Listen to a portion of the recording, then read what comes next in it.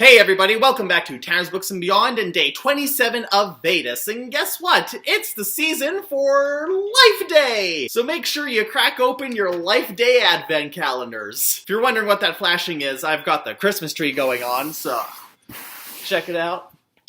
Nice work decorating that thing, Mom. Looks pretty sweet.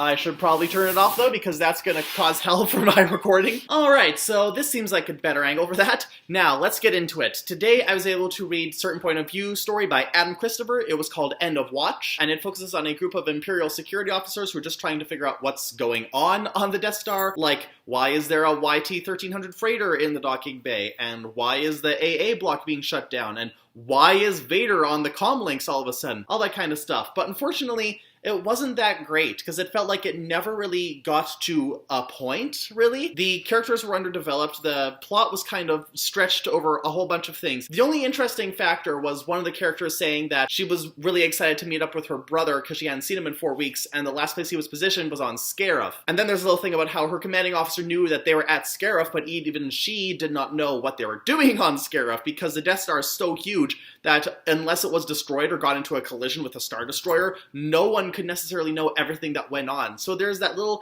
scary little tidbit that, yeah, they blew up a planet, and most of the people on the Death Star didn't even know that they'd done that. But the thing is, that's not expanded on. Like, when that came up, I thought that was going to be the focal point of the story, but it's dropped pretty quickly, and the rest of it just kind of meanders until it reaches its end, so I was really disappointed. Like, that's only a 2-star at best. I also finished The Empire Striketh Back, and of course, as usual, I'll be posting a full review of this on Goodreads, which I'll be linking down below along with the rest of my social media, but I do want to talk about a few things. One of them, which I'm surprised I haven't talked about yet because he's been in 4 of the plays so far, is Yoda, because Yoda, in these plays, speaks in haikus. And that's really interesting because Shakespeare never used haikus. I don't even know if Shakespeare knew what a haiku was. But I didn't bring it up mainly because I wanted to see why Desher used that style. And so I waited until I got to the end of this so I could read the afterword. And basically he did it because a lot of people pointed out so many of the people already talking in iambic pentameter, they already sound a bit like Yoda just because their speech patterns are a bit reversed to fit with the style. So of course, when he got to Yoda, he needed to do something very different. And he went through several options. One of them was having him just speak like a normal modern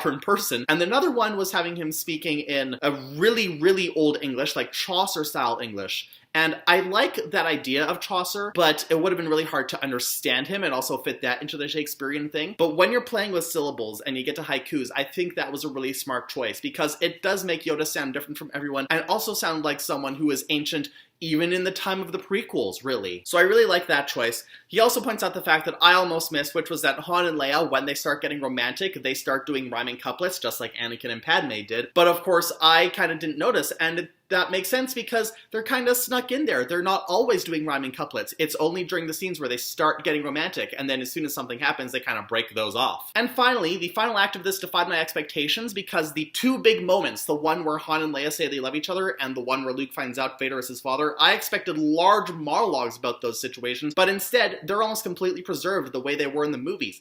And I really like the way that was executed, and that's something I'll definitely get into more detail with in my full review. And that concludes today's VEDUS update. As per usual, you can hit that subscribe button to see more videos. You can check me out on the social media. I've linked below. Happy Life Day, everyone, or whatever you celebrate. I don't know what else is there in December.